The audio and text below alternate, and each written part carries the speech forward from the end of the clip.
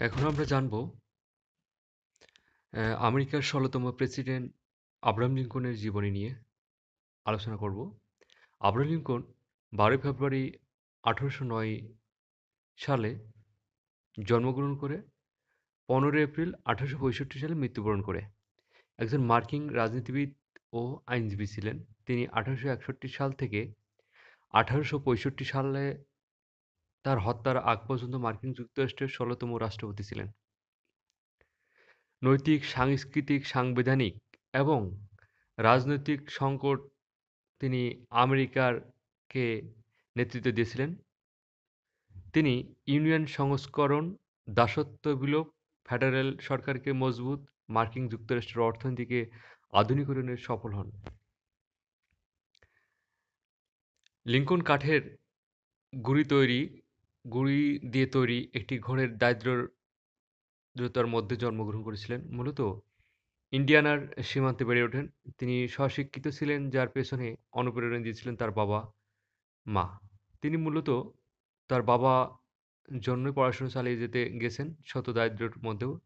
তিনি তার বন্ধুদের পুরাতন বই সংগ্রহ করে পড়তেন এবং এভাবেই শিক্ষিত হয়েছেন। তিনি একজন আইনজীবী, ইলিনয় রাজ্যের বিধায়ক এবং ইলিনয় থেকে মার্কিন কংগ্রেসের সদস্য হয়েছিলেন। ১৮৪৯ সালে তিনি তার আইন অনুশীলনে ফিরে আসেন, তবে দাসত্বের জন্য অতিরিক্ত জমি খোলার জন্য কানসাস, নেব্রাস্কা আইনের দ্বারা উদ্যোগিত হন। তিনি ১৮৫৪ সালে নতুন রিপাবলিকান পার্টির নেতা হয়ে রাজনীতিতে নতুনভাবে প্রবেশ করেন এবং স্টিফেন ডগলাসের বিরুদ্ধে ১৮৫৮ সালের বিতর্কের তিনি জাতীয় দর্শকের কাছে পৌঁছেছিলেন। লিঙ্কন ১৮৬০ সালে রাষ্ট্রপতি নির্বাচনে লড়েছিলেন। উত্তরের জয়ের পথ সুদূর প্রসারিত করেছিলেন। দক্ষিণে দাসত্বের পক্ষে উপাদানগুলির তার সাফল্যের সাথে উত্তরের দাসত্ব অনুশীলনের অধিকার প্রত্যাখ্যান করে এবং দক্ষিণ রাজ্যগুলো ইউনিয়ন থেকে পৃথক হওয়া শুরু করে। এর স্বাধীনতা সুরক্ষার জন্য নতুন কনফেডারেট স্টেটস দক্ষিণ মার্কিন কেল্লা ফোর্ট সামিটের ওপর গুলি চালিয়েছিল এবং লিঙ্কন এই বিদ্রোহ দমনে এবং ইউনিয়ন পুনরুদ্ধারের করার জন্য বাহিনী গঠন করেছিল। মধ্যপন্থী রিপাবলিকানদের নেতা হিসেবে লিঙ্কন উভয় পক্ষের বন্ধু এবং বিরোধীদের সাথে এই বিতর্কিত দলগুলোর নিয়ন্ত্রণে আনতে হয়েছিল। যুদ্ধ ডেমোক্র্যাটস তাদের মধ্যপন্থী শিবিরের প্রাক্তন বিরোধীদের একটি বিশাল দলকে সমাবেশ করেছিলেন, তবে তাদের বিরুদ্ধে সহজাত রিপাবলিকানরা পাল্টা লড়াই করেছিল, যারা দক্ষিণ শত্রু বাহিনীর কাছে কঠোর শাস্তি দাবি করেছিলেন।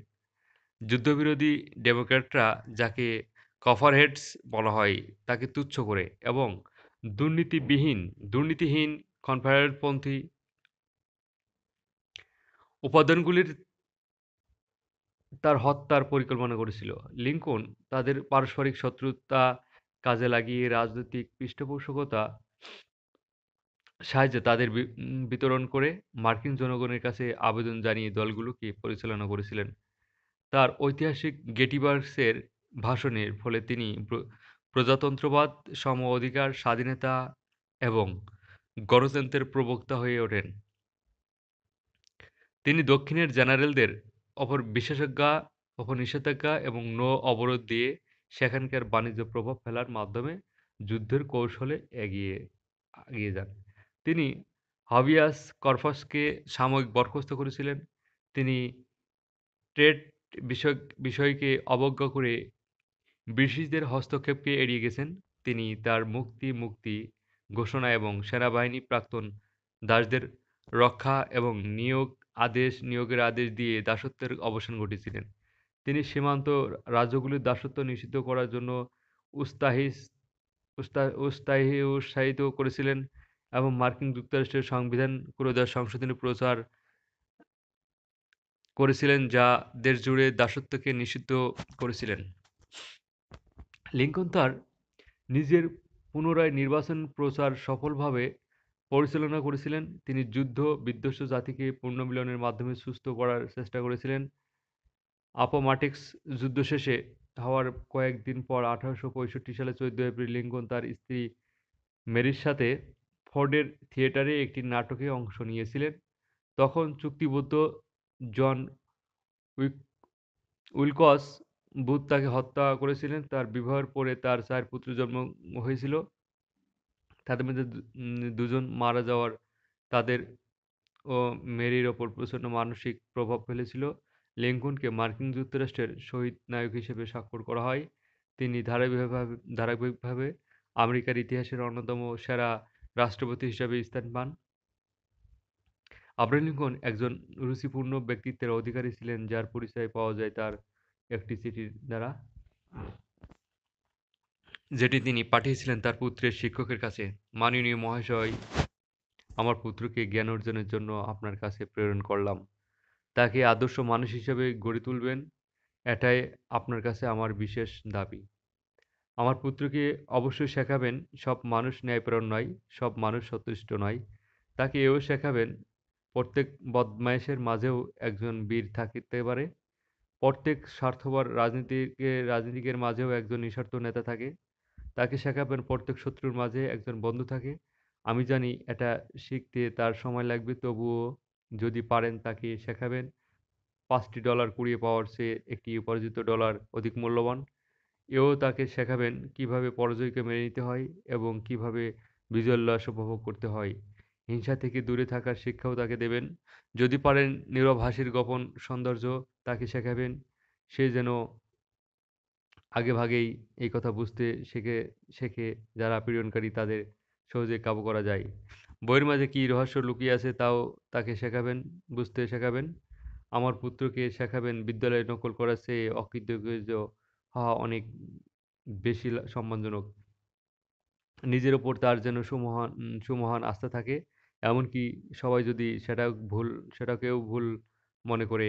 তাকে শেখাবেন ভদ্রলোকের প্রতি ভদ্র আচরণ করতে, কঠোরদের প্রতি কঠোর হতে। আমার পুত্র যেন এই শক্তি পায় হুজুগে মাতাল জনতার পদাঙ্ক অনুসরণ না করার।